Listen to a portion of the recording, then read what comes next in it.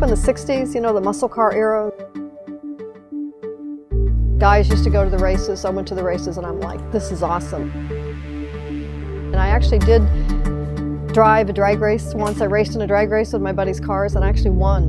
Was best in that class that day, and I came home with this huge trophy and I said, "Mom, look at what I did today." And she goes, "You did what? I'm not sending you to girls' school and giving you piano lessons for you to go out and do stupid things like that," you know. So it came to a screeching halt. It was the most powerful, exciting thing to be on that line and to go through the gears and, you know, to do that. And so it made no sense. I mean, it came from nowhere. I mean, it came out of nowhere, but I obviously connected with it. Her connection to racing remained dormant for over 10 years until she took the opportunity to get certified and to enter her first official race. I lost control of the car my very first race, and I drove into a lake by accident, obviously. So by the time I got out of the car, I turned around and the car totally submerged. I mean, it would hit the water and it was like quicksand and it just went blub, blub, blub. So my very first race was terrible. I mean, it was embarrassing, it was horrific.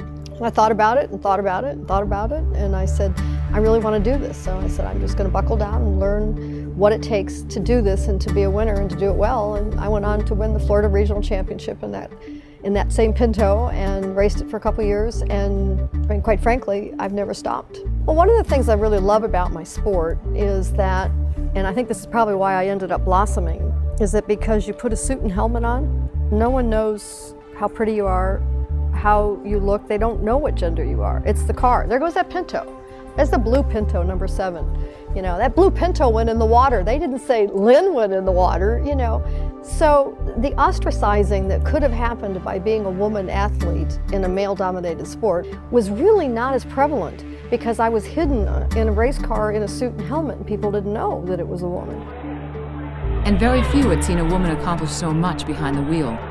Over a 20-year career, Lyn set 31 international and national records and had 7 Indianapolis 500 starts. Ladies and gentlemen, start your engines.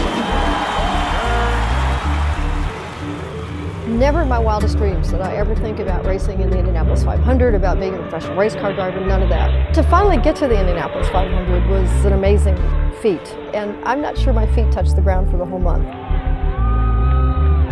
There were all these people screaming my name when I got out of the race car when I finished the race. I couldn't believe that. And then they awarded me Rookie of the Year. Lyn St-James has received the 1992 Bank One Rookie of the Year award.